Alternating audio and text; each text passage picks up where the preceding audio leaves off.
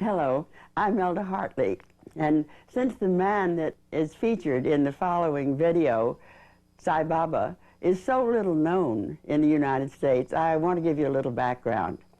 In 1973, I went to India with Dr. Elmer Green and some of his staff at the Hartley Foundation to produce a film on biofeedback. And we spent 3 months there trying to find yogis who could control internal states. But I discovered this book, Sai Baba, Man of Miracles. It excited me so much that I left the Meniger group for a few days and went to a conference where Baba was speaking. And the material that I shot there finally ended up years later in a film called Hinduism and the Song of God. And I'd like to show you a few excerpts from that right now. This was a conference of Sai Baba's followers on the east coast of India, held to discuss the organization and future plans of the many Sai Baba activities, schools, hospitals, help for the needy. More than 5,000 attended. Thousands more begged for entrance.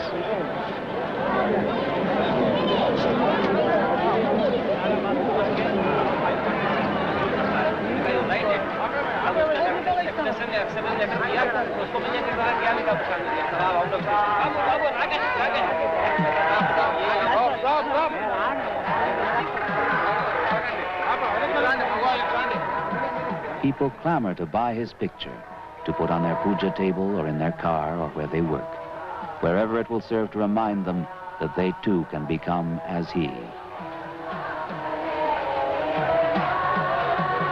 At that time, in '73, Sai Baba was already well known in India as the man of miracles.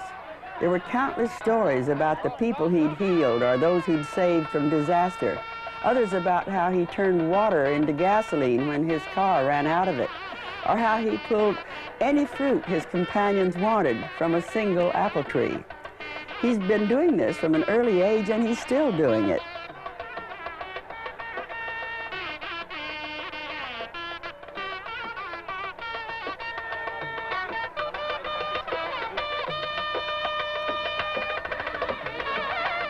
Sai Baba is considered an avatar, an incarnation of God, and when he appears, he is treated like a divine being.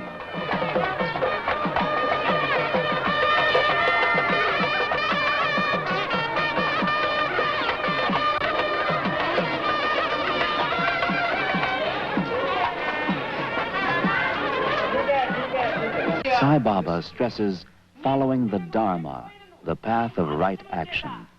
We must learn to be in the world, but not of it. Being of the world binds us to the law of karma, the law of as ye sow, so shall ye reap. A boat, he says, is meant to go into the water, but the water must not get into the boat. In the same way, we are meant to be in the world, but the world must not get into us. When Baba leaves, those who could not get in try for just a glimpse of this holy man, or even so little from someone so great, they feel, bestows a blessing. It seems so strange that a man of his powers, a man considered by those who know him to be another Christ, another Buddha, so strange that he should be so little known in the United States. One would think the whole world would be at his feet. Well, ever since then, I wanted to do a film about him, but the time was not right until last fall. But Baba doesn't make it easy to publicize him. No cameras of any kind are allowed inside the walls of the mandir where he holds darshan every day. And of the several films that I've seen about him, none of them ever had anything planned in advance, an interview. They were always just catch as catch can as he passes, as you saw in that film of ours. So knowing that this was the case, I wasn't disappointed at the difficulty of getting near him with a camera. People ask us, did you see him materialize something, or did you see him heal somebody? Well, yes, we saw him materialize vibhuti, and you will see it in the film. He just flips his wrist and hands a man this sacred ash, and he rubs it on his forehead. And we spoke to a number of people who'd been healed of very difficult diseases. Iris Murphet was healed instantly of hepatitis. Another woman was healed of deep, deep depression, and a man of cancer. But I don't think that's the main story. To me, the real miracle is the changes that he has wrought in the daily lives of the people he comes in contact with. And we found that in abundance. Many of the people we interviewed told stories of transformation that were very moving. So you will see Baba taken with a telephoto lens, and you will see the life in the ashram, but mainly you will see his works, the miracle that has happened in the lives of people he's touched.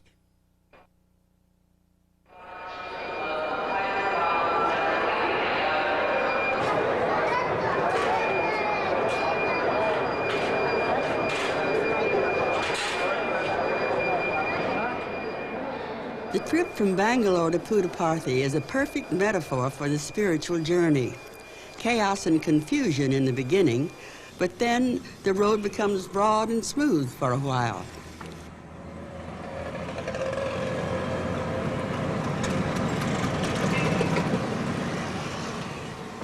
Why take the trip?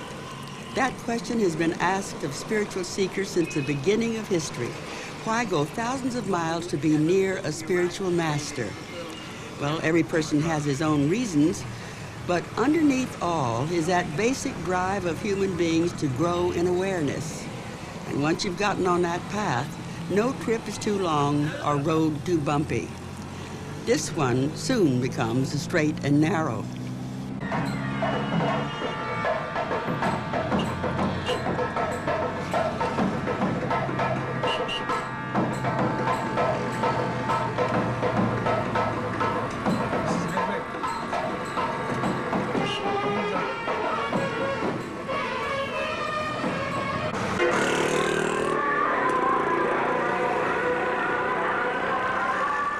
The road that leads from Bangalore to Puttaparthi in South India, a 3 to 4 hour drive, goes through villages with blasting sound systems and quaint customs.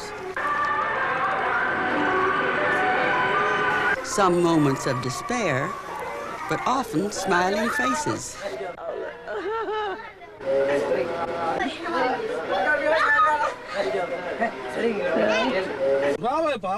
The metaphor holds. There are numerous obstructions.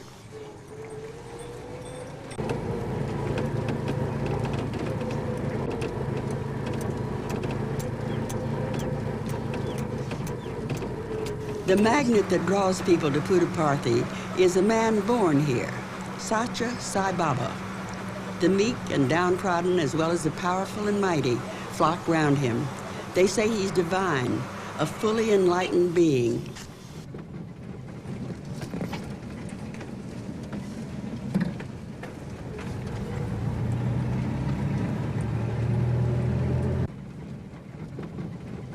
Finally, we sense that we're entering the promised land, Puttaparthi, 9 kilometers.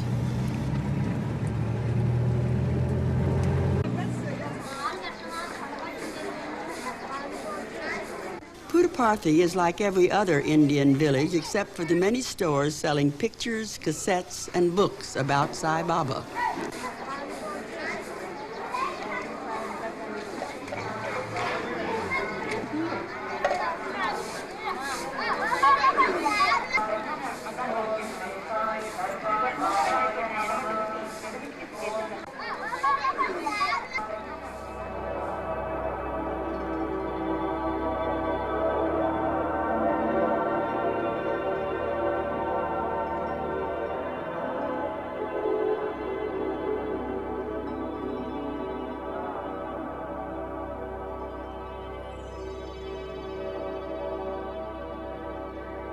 Entering Prasanthi Nilayam is to the physical journey what entering nirvana is to the spiritual journey. All trivia is shed. Hundreds of people, each worshiping in his own way. The blasting loudspeakers of the village are replaced by pleasant music. The air is calm, the grounds clean and uncluttered. They say they come here because they find their own spiritual growth augmented when They're in this atmosphere where everyone is a seeker, but particularly because being near an avatar speeds the process. They come from every religious background and every ethnic group. Of course, practical things must be taken care of, like where to live, so they head for the accommodations office. For visitors, there are a dozen large buildings called sheds, and 6 of these large round buildings, each housing several hundred. They're an equal number for more permanent residents. People from all parts of the world find a common bond here. Germany, Mexico, Australia, England. Michael Oliver is from the United States. I was on a trip around the world, and the trip encompassed many different countries. I was going to Europe and India, Thailand, and Australia. And coming to India, I knew I was going to do something spiritual. I had no idea what, however. And right before I left America, I met somebody who gave me the first bit of information about Sai Baba, and which planted a seed into my head. Later, when I got to London, again, somebody gave me a book about Sai Baba, which it actually amazed me that having so much involvement in various types of spirituality in America and in the New Age type of spirituality, many different things I had touched upon. I had never heard of Sai Baba, and that amazed me. And now all of a sudden I was hearing about him. And in London I found out more about him, and I was trying to get on to my next destination, which was Rome. And I had been unable to get the reservation, the plane reservation. And right about that time, I had a vision where Sai Baba came to me, and just as you and I are standing and talking right now in a waking state like this, and Sai Baba told me the exact time to come to his ashram, and he said that all of my travel arrangements had been taken care of. And 1 hour after that, I got a call at work in London from the airline agency, and they had told me that there had been a cancellation on the flight the exact day that I had wanted to go, and that they had me booked and reserved on that date. And it was like that, one after another. I had similar incidences later on in Rome, and traveling and coming to India. It was very similar. I had an experience, let me tell you this, and I was in the light. So I asked my teacher, how does it come? How can I get more of this one, this special light? And then it starts looking for a spiritual path. And on this way, 12 years with Ekanka, I found this special woman, Irmgard, who lives now here in this ashram. And she told me, you have to go to India if you want to find the man like Jesus. And as a child, or a little bit more than child, 17, I had the idea there must be a person like Jesus, or a son of God again. Yeah, it's too long time ago, 2,000 years, nearly 2,000 years. And so we start with the family. I want them, the family, to go with me to India. And when I just came in this ashram, I had the inner feeling, now I'm at home. Yeah. He came in a dream to me, and the first time I saw him in this like vivid, I can't tell you all the details, it would be too much, no? But in this dream, I come from this form, I felt this ocean of love. What I experienced formless coming from this form. And I just got up, I said, finally I found you, in German. And he talked to me in German. Something very beautiful happened after that, which transformed my whole life, just like that. Personally speaking, I feel like seeing something on the equivalent of what's known as an avatar, someone who, in a sense, knows past and future and has reached the level of God realization, that experience is something of a blessing that can change the course of your whole life. For me personally, it was connecting with something that I dreamed about many number of years ago. I actually had a dream in which the mandir, which is behind me here, was a crystal palace of pink and blue, and I dreamed visiting the place, and Baba was dressed in white, and seeing the entire experience was extraordinary. I kept remembering the dream after I wrote it down for a number of months, thinking that there must be something to this because it was so vivid. And then eventually I actually went over to a friend's house who had been involved with and seen Sai Baba before. But the first trip to their house, I asked them, what does the word Prasanthi Nilayam mean? And Prasanthi Nilayam, little did I know, was the name of this place, but it somehow had come to me without knowing why. It's a few days before Baba's birthday, and the festivities are already beginning.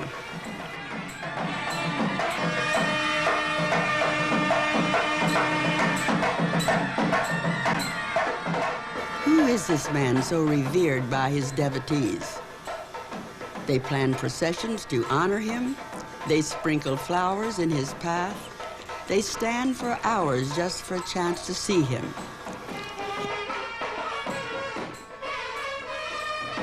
His pet elephant, Sai Gita, is bedecked and paraded for the occasion.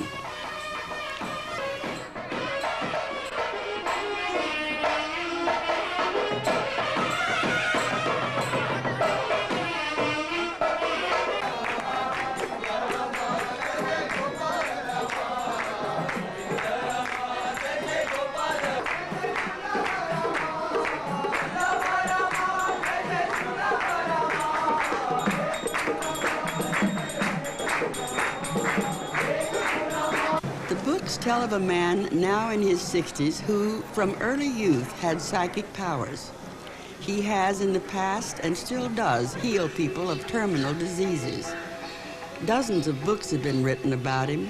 He lives quite simply in this building called the Mandir, with its large courtyard where he holds darshan twice daily.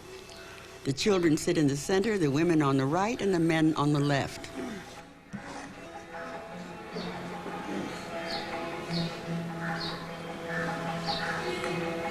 Although darshan is held twice a day, the audience seems never to lose its feeling of suspense about seeing him again. When he appears, the feeling of awe and reverence is almost tangible.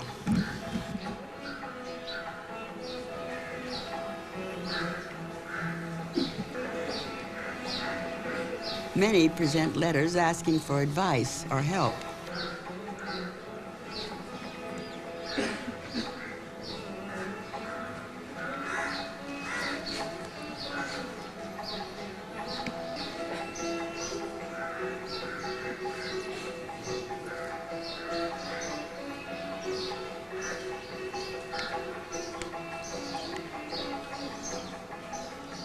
Baba asks nothing for himself, but encourages his followers to spend their money on good works, like building hospitals and schools. And I met Baba 4 years ago in a dream. He came to me in a dream and he called me to come here.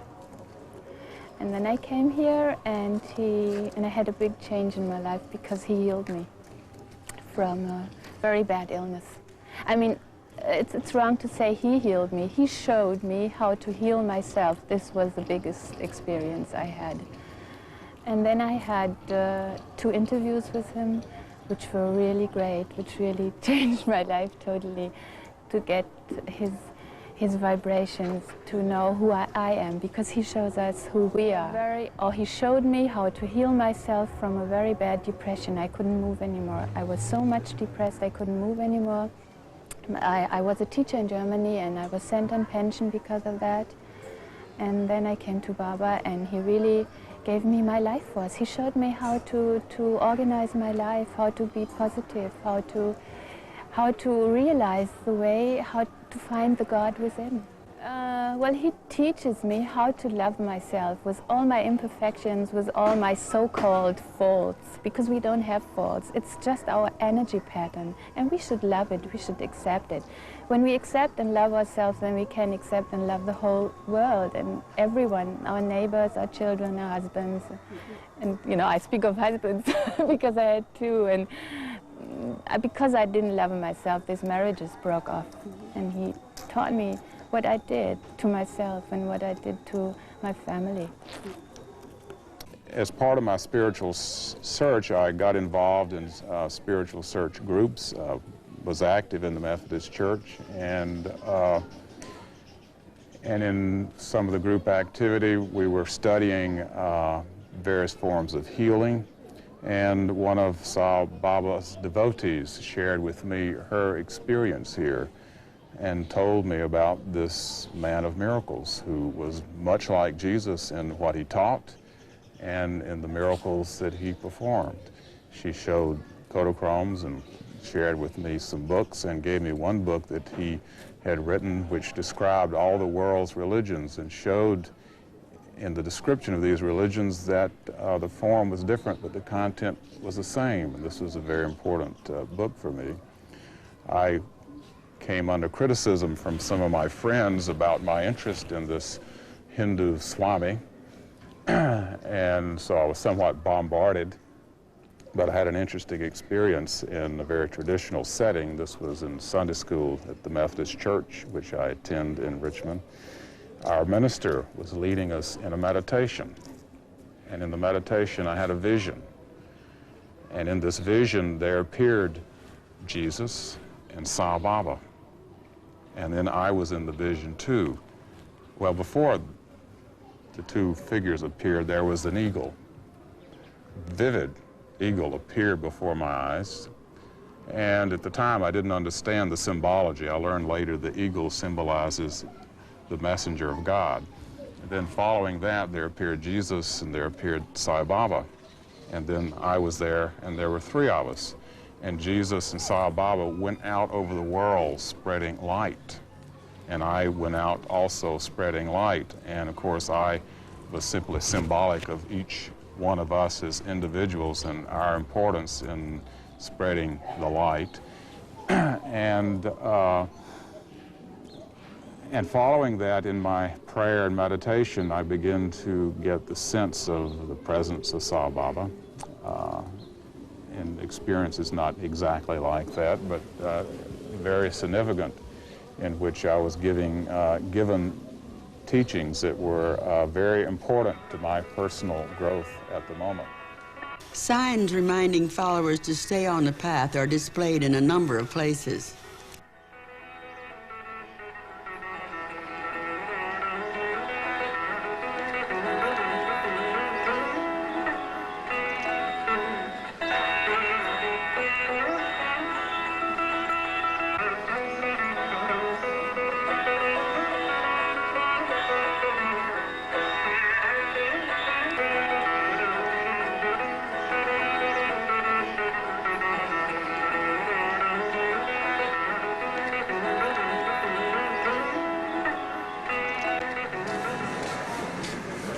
On the main street, where the traffic is heaviest, a blackboard carries the thought for the day.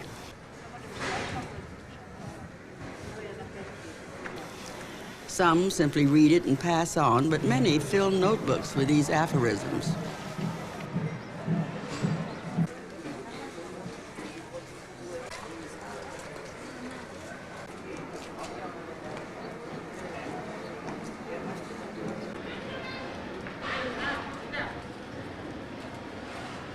In the bookstore, there are many books about Baba written by dozens of authors, but the three that have probably had the most impact were written by an Australian named Howard Murphet.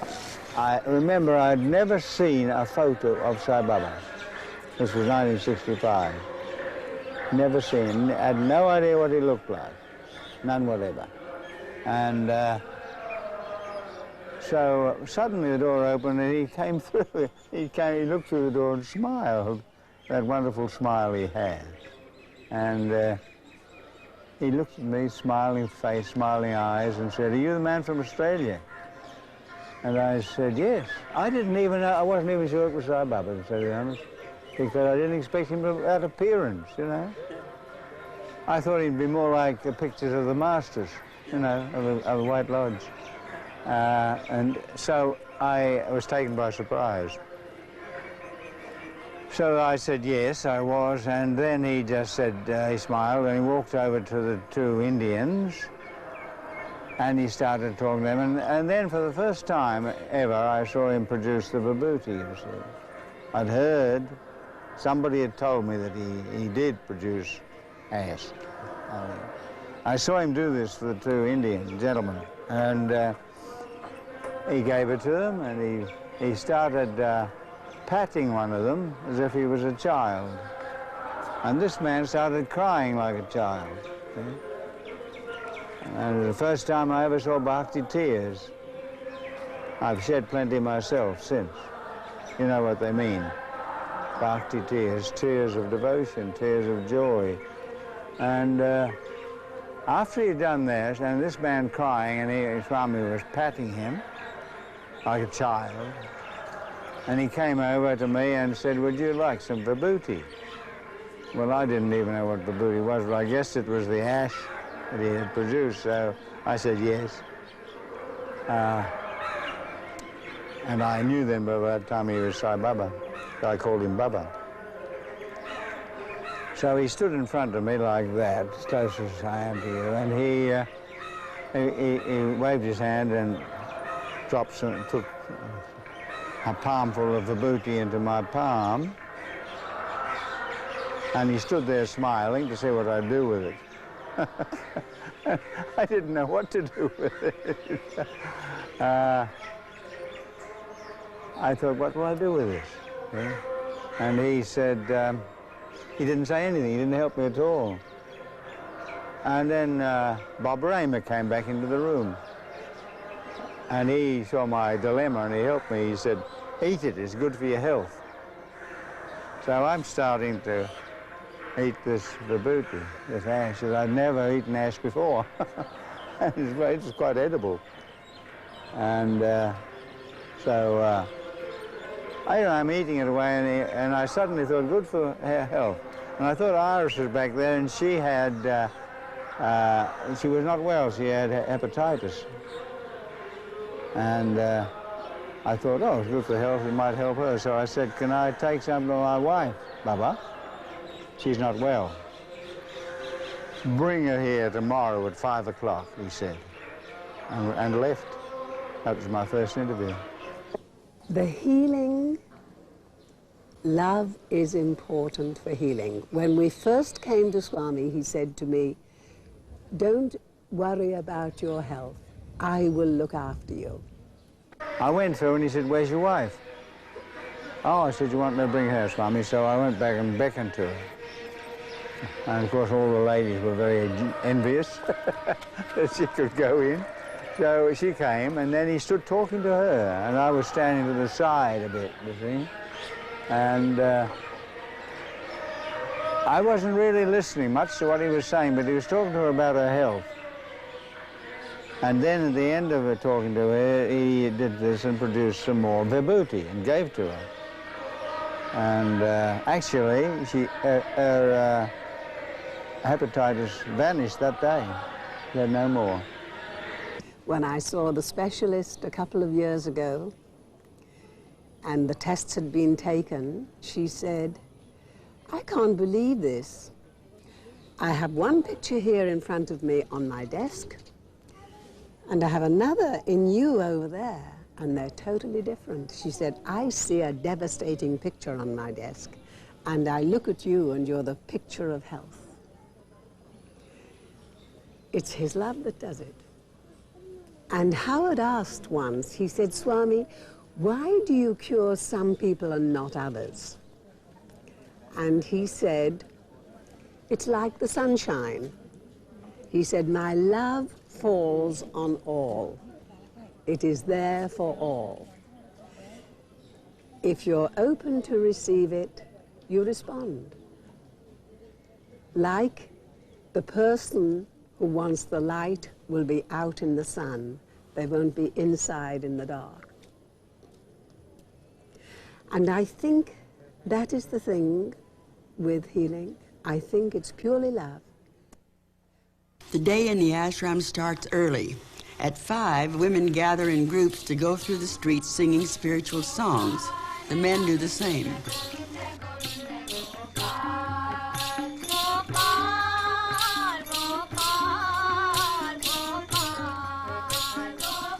visitor describes her day. Ellen Young from Ojai, California. The day starts with Irmgard, and that's 21 ohms that it's held in the mandir, and everyone gathers inside the mandir in the temple, and it's a very purifying way to start the day. Following that is Nagasan Kirtan, which everyone gathers outside, of the women in one group and the men in another group, and they walk through the streets singing bhajans. Bhajans are sacred songs that purify the atmosphere once again. Following that, we line up in queues or in lines. For the women all line up in one spot and the men are quite separate in another spot. And you get to pick a number. The head of each line picks a number out of a little sack, and then if you're number 1, you get to go sit in the front line, which means you get to be closer to Swami when he walks through the crowds in the morning. Swami comes out for darshan usually between 6:30 and 7 o'clock in the morning. And his darshan is the reason that we're all here. His darshan is the most beautiful experience in the world. Just darshan means the sight of the Lord, and when you look at the Lord, when you look at Swami, it absolutely is the most beautiful experience you can ever have. It cleanses you, it draws you closer to Him, it makes you part of Him, it changes whatever needs to come away from you so that your love is there for you to see. After darshan, I usually remain seated and wait for him to come out again, because in about an hour and a half there will be bhajans, which are sacred songs once again. But I like to stay there because a lot of times he comes out several more times and goes across right in front of usually where I sit to the Purnachandra, and you get to see him once again. And the Indians say that the sight of the Lord absolutely cleanses you. It takes away your past karmas, all your past things that you've done in every lifetime. You get cleansed. So the more you see him, the more you are cleansed. So anytime you see him is beautiful and wonderful. And even if he doesn't look at you, you know, even if you just see him as a dot in the horizon, he's there and he's cleansing you and he's loving you and feeling really close to you. Bhajans start at 9 and they go from 9 to 9:30. And once again, this is sacred sound, and sacred sound is a vibration that absolutely purifies you. And what it purifies is your mental body, your emotions, your physical body, so that all of this is washed clean, so that what's really you, the love that's inside of you, is just there. After that, there's usually a talk by someone like Drucker or other people, and this is at 10 o'clock, and this is for an hour, and this is usually Swami's teachings, and this is also wonderful. At 11 is lunch, and lunch is in the canteen, and there's a women's canteen and a men's canteen, and it's cost about 2 rupees or 3 rupees, which is equivalent to about 18 cents American. And after lunch, usually I rest, and most people rest for a couple of hours. Then I come back out to wait to line up once again for darshan in the afternoon around 3 o'clock. 3 o'clock, we do the lines once again and pick the numbers, and it's very exciting to see who gets to be closest to Swami this time. And you know he's putting you exactly where he wants you. You can sit anywhere, and if it's your turn to be in the front row, you'll be in the front row, and if it's not, you won't. He puts you everywhere because he does everything. Then he comes out again, and once again you get to see him, you get to watch him be with all his devotees, and you get to experience his love. He's just pure love, and you get to experience this. And then he goes away, and I sit there once again. I don't leave, because he might come out again. I might get to see him once again. And I stay until bhajans again in the afternoon, and that's at 5 o'clock, 5:30, and from 5:30 to 6, we sing.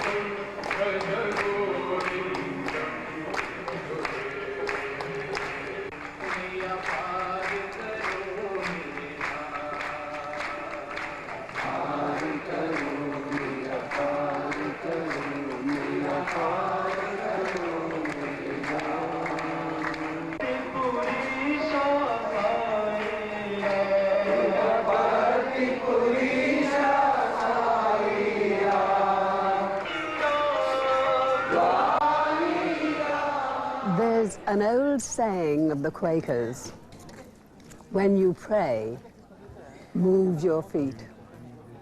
In other words, move, do something. Don't sit there praying, waiting for something to fall into your lap. Go out and work and make it happen.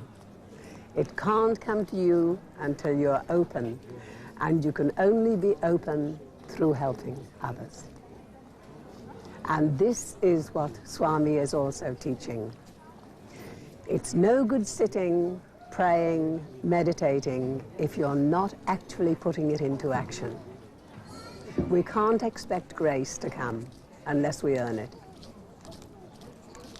Swami says you have one stomach and you have two hands. Hands that work are much more holy, much more sacred than lips that pray. Get out there and do some good. There's much savor going on here. Swami's organization adopted 6,000 villages 4 years ago. And in every village there are schools, there are temples, there are roads, there are wells, there are hospitals, or dispensaries at least, being constructed. And that has, I think, for the most part been completed. And now the next round of thousands of villages will come up. There are these schools. Little boys at the age of 6 start and they come out PhDs, and PhDs of the finest work. Some of their work has already been published in international professional magazines, something that's never been heard of with a new university. So small, only 600-800 students, and already some 50 PhDs. And with the finest work at the very leading edge of science coming out. Well, all these kids, they start, you see them sit on the veranda. You know, they're little tiny ones. And they sit right among every age group. And then the teachers are with them also. They're all just kids at the feet of Swami. Not one has ever paid 1 cent for any part of their education, or will have to pay. All this education is free. And it is producing a whole new generation of citizens.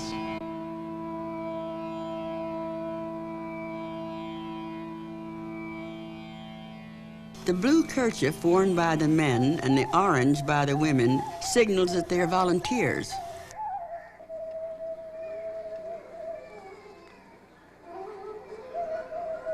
Volunteers do much of the work that keeps the ashram running smoothly.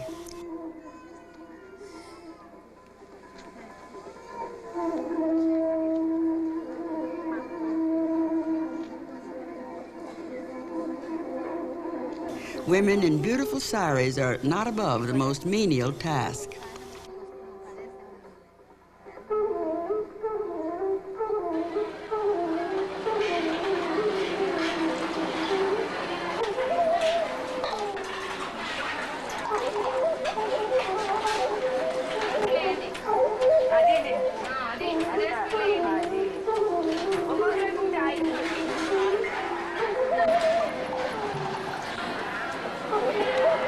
The number of people who say their lives have been changed by contact with Sai Baba is quite extraordinary.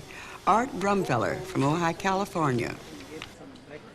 I knew Swami, I'd read his teachings, I'd understood who he was, what he was saying, it really meshed with a lot of other teachings and other ideas that are so prevalent now in the U.S. and in all of the West. The New Age thought was actually Old Age, but doggone, I didn't get it, so I came here. And you don't get it in your head, you don't get it in reading, you don't get it in thinking, you get it in your heart. And that's when you get Swami. That's when you get the idea of the avatar, the idea of God, the omnipresence of the being, the real depth and feeling of love that he conveys. And that's just it. That's where it all is. You can read all the books, you can do all the sadhanas, you can do all the practices, you can get up at 4 o'clock in the morning and sit in the temple, and you can stay on the left and do all the things that you're supposed to do, but it doesn't mean anything until you get him inside. It's in your heart. And once you get him, boy, you get on that train and you just can't get off.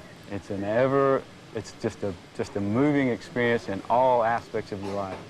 Subsequently, after connecting with Swami on the deep inner level, my entire life changed. I created a new business for myself. I created new relationships. I relocated to a different part of the country. And that was only 8 or 9 months ago. I'm really anxious now to see what's going to happen after this visit because, again, being from my background, a real left brain, engineering type, time schedule, do this, do that, be here, be this place at some time, my entire thought process is totally turned around. You can't do that. I choose not to do that anymore. I live one moment at a time, hopefully in Swami's arms, and with him in my arms and me in his arms in my heart. There's just no different, just nothing that can compare. On that same first interview, he took me into a private room, and I was born again there. Not a Christian born again, but a Sai Baba born again. If you know, because, well, he didn't, the love poured from him like it was coming from a fountain, you see. You see nothing, but you feel an indescribable flow of this prema, or divine love, coming through you.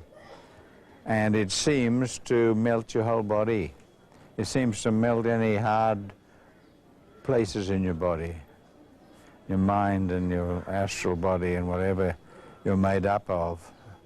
It flows through them, and I could only describe it feeling as if there's warm oil flowing through every cell of your body. A wonderful feeling, but that doesn't really give it. But that's the only thing I can say to try to describe. And it goes on while you're with him, as long as he wants it to. Some people get it in the darshan line. I got it in a private room with him. But while he was giving it to me, he was talking and being like a million mothers to me, you see. He didn't get in any particular position or touch me or anything. He just talked, and it flowed from him into me and changed my life at that moment. You ask about what Sai Baba's teachings meant to me.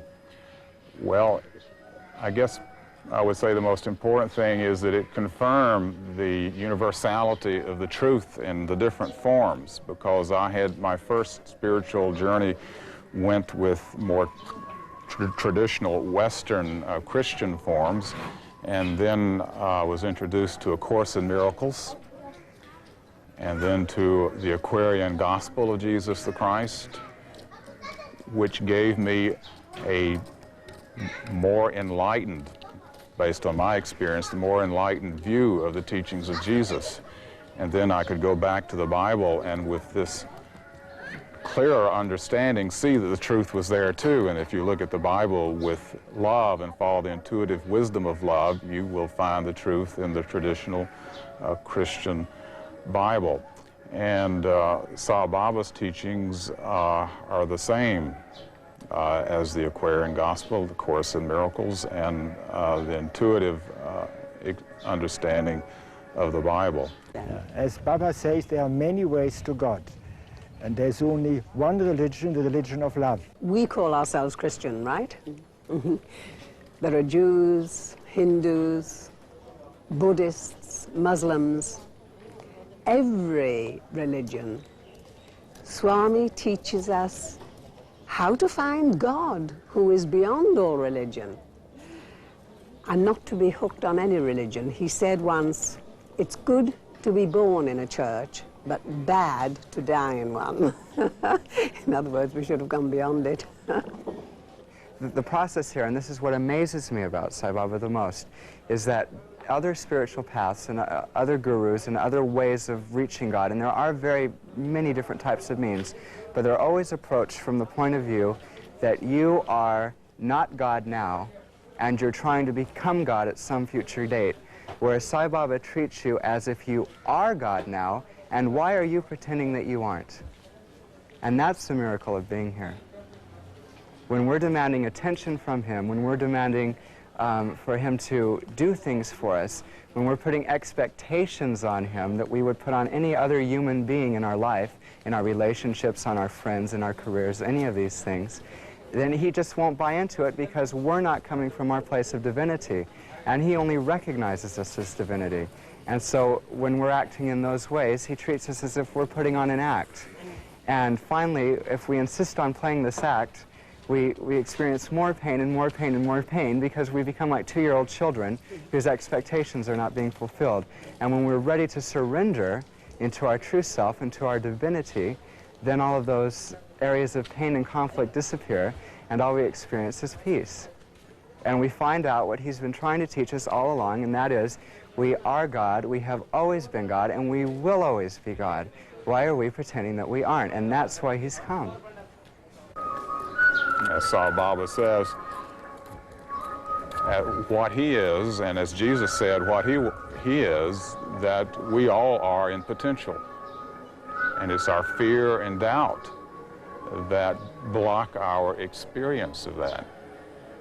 The message that he has is that there isn't only one religion, it's the religion of love, and there should not be the secularism and the maintaining of pride, of religious kind of righteousness. He expresses the fact that all religions are equal and that no one has the answer. He believes that the understanding of human nature and the amount of kindness and love that can be shared will transform the earth. Swami says you don't have to change your religion. If you have a religion, you should follow it and become a better Christian or a better Jew or whatever. He teaches me love. He teaches me first how to love myself and then how to love others, because you can't love others when you don't love yourself. And to love yourself is the biggest task in life. Well, actually, there's nothing else, you see. There's really nothing else. He is everything. And once you've found him, or he's found you, you become sort of hooked on God, as it were. Swami teaches at many levels. He teaches at the level at which you can receive him. He says, I will give you what you want so that you can want what I really have to give you. And what is the highest level that he teaches? What is the highest level in Vedanta? Swami is not teaching something new. He's the Sanatana Sarati. He's the ancient charioteer. He teaches what has been taught by Krishna.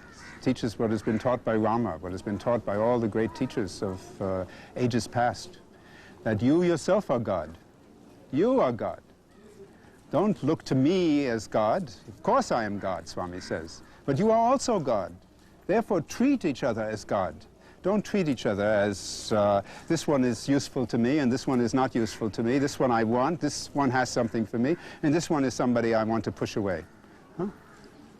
Love is your nature. Love is your essence. Goodness is your Buddha nature. Live it. Live it in practice. Don't go calling me God. Don't say, oh, I love you, Swami, I love you, Swami. Show your love by how you live your life. That is Swami's teaching. And they live it, because the idea is not just to take the courses, it's to live his teachings, to really be an example. You know, that's why you have to be very careful with education in human values. Swami has said, just, you know, that's book knowledge. You really have to be the example. His life is his message. He teaches us to do similarly. You know, let go of the desire which keeps us bound down to the world. Find something finer. Explore. Open yourself, evoke that grace of being in bliss, being in joy, being in that loveliness, that sweetness, that goodness that is our truth. It's already there. Swami says, I cannot give you anything. I'm only adobe. I'm a washerman. I only take away. I only help you to remove this false notion that you are a struggling being in the world. That's the great message of the Avatar. And that hasn't come with such force and such purity and such immediacy and such identity for thousands of years.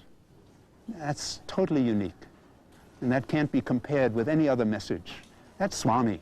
He is the fullest expression of the divine through man in the world today. That's what an avatar is, the fullest expression of the divine, of God, coming through man in the world.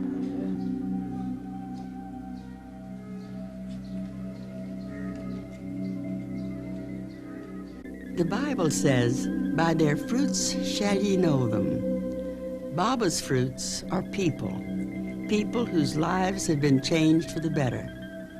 The love and light radiating from them is surely proof that a very holy man is among us.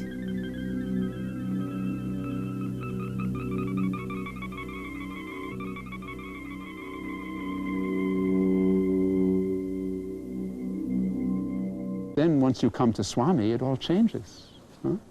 And he said, 3-4 years ago, he said, now the time has come, and Swami will enter the minds of world leaders and turn them towards peace. And first will come the Russians. They are not communists, they are commu-next. They will come next. Huh? And Gorbachev came. So, when there is that power and that love and that opportunity on the planet, it is something very rare. And we can all celebrate and all be very, very happy.